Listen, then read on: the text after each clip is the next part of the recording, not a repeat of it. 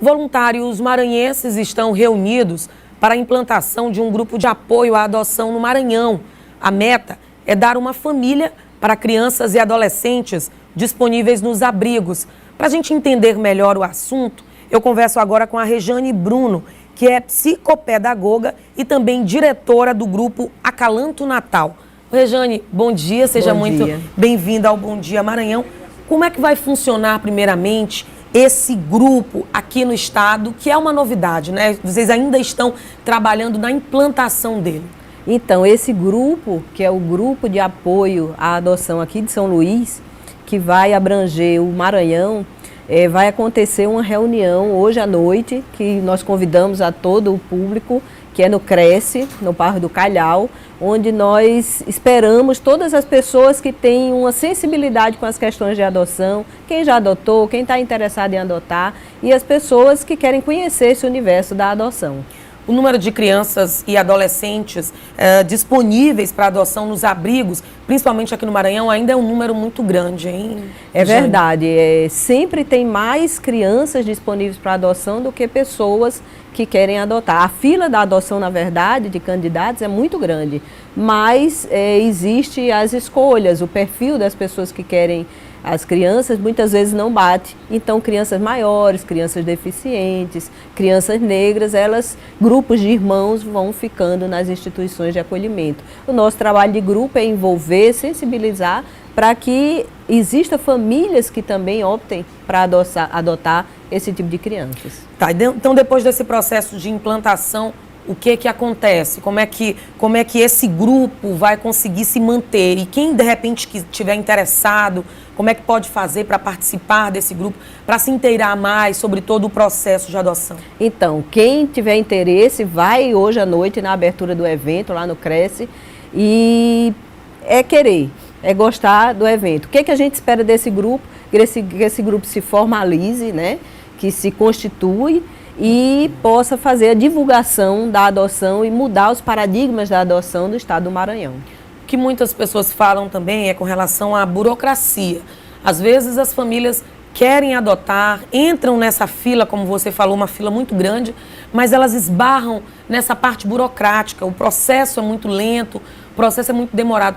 Isso é necessário realmente? Esse processo ele tem que ser lento? Então, o que acontece? Quando a gente engravida, naturalmente, a gente se prepara, tem um período de preparação, ou não. No caso da adoção, é um juiz que vai definir isso. Então, olha a responsabilidade de um juiz de colocar uma criança em uma família. Então, tem que ser a melhor família. Por isso, essa preocupação desses pais se prepararem psicologicamente, socialmente também, para receber uma criança no seu seio familiar e tê-lo como filho. E aí a gente falou das crianças, você falou ainda há pouco das crianças que ficam mais tempo nas instituições, quer dizer que infelizmente algumas famílias elas acabam tendo uma preferência, isso lógico é ruim, né? E aí esse trabalho de vocês é também de conscientização dessas famílias? Com certeza. O nosso trabalho é nos grupos de reunião, esse grupo que está se formando agora, ele vai constituir uns grupos de formação de pais e esses grupos servem para trazer esses temas e mostrar que essas crianças merecem uma família e que tem pais em condições de recebê-los. O que são essas adoções necessárias? As adoções necessárias são adoções de grupos de irmãos, 2 irmãos, 3 irmãos, às vezes com idade maiores. Adoção tardia, crianças acima de 7 anos, 15, 16 anos, que estão destituídos do poder familiar. Adoções de deficientes, não é? Então essas adoções são as adoções que vão ficando, são preteridas. Então a gente precisa trabalhar a conscientização dos candidatos à adoção, dos pretendentes, para que possam se sensibilizar e entender que essas crianças precisam de uma família. E essas crianças que estão lá nessas instituições e que de repente já passou desse tempo normal, assim, que as pessoas acabam querendo adotar, o que acontece com essas crianças? Elas permanecem ainda por um longo tempo nessa instituição? Qual o caminho, assim, eu poderia dizer, o futuro dessas crianças? Então, o grupo de apoio ele existe para isso, para que possa estar presente, possa instituir apadrinhamentos afetivos e, junto com o judiciário, preparar essas crianças que estão se tornando jovens para essa emancipação deles, porque 18 anos eles já não podem mais ficar nas instituições. Então, se o Maranhão tiver república, vai estar recebendo eles e o grupo de apoio vai poder fortalecer esses jovens nessa sua emancipação para a vida. Você falou aí em algo interessante também, que é no apadrinhamento afetivo. Como é que funciona esse apadrinhamento? Então, nos grupos de apoio à adoção, nós somos filiados à Associação Nacional de Grupos de Apoio à Adoção e dentre quase 130 grupos no Brasil, muitos deles trabalham com essa proposta de apadrinhamento, onde pode ser um apadrinhamento afetivo ou um apadrinhamento material. Que financie essa criança numa escola particular, que prepare essa criança para a vida. E o grupo de apoio, ele se fortalece com isso e cria espaço junto, de parceria, junto ao Conselho Tutelar e ao Tribunal de Justiça e o Judiciário, para que possa desenvolver esse trabalho junto ao abrigo. O que deveria ser feito assim de forma mais célere, né? Para diminuir o número de crianças no abrigo?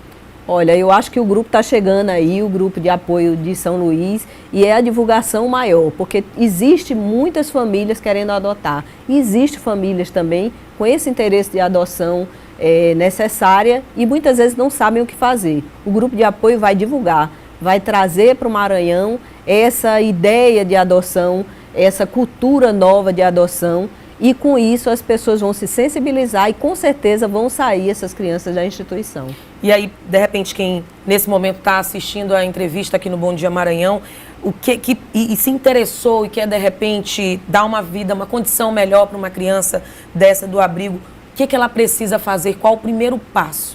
Olha, o primeiro passo é procurar esse grupo de apoio. Hoje pode ir para essa reunião, onde vai pegar os contatos das pessoas e conhecer um pouco mais desse universo.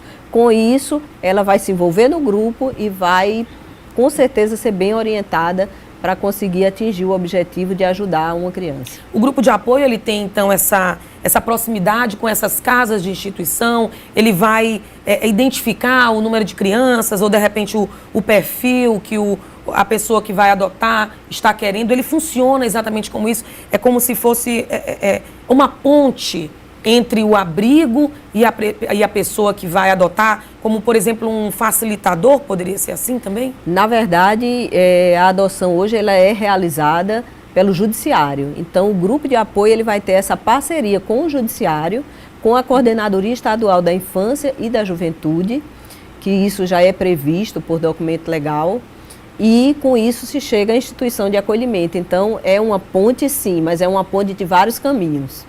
Mas esse processo, em média, dura, se de repente tem alguma estimativa, dura quanto tempo, assim, do período em que a pessoa que gostaria de adotar uma criança, começa com esse processo, até de repente a chegada dessa criança à casa dessa família? É muito demorado realmente?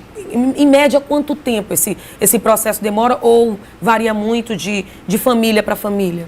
É uma adoção diferente, é uma gravidez diferente. Sim. Então, essa gravidez, a gente não pode estimar o tempo, porque precisa de uma situação de abandono, né? Precisa que essa criança esteja destituída do poder de família, isso a gente não pode prever o tempo, e precisa que tenha alguém que tenha condições de entrar com o processo de adoção para essa família. Então, esse é um processo que leva um tempo. Tudo estando ok, o casal está apto para adoção, cadastrado na vara da infância, a criança está destituída do poder de família, é coisa de 6 meses essa adoção. Vocês também têm um trabalho importante, que é o trabalho de sensibilização dessa família, principalmente no que diz respeito a não escolher a criança, né?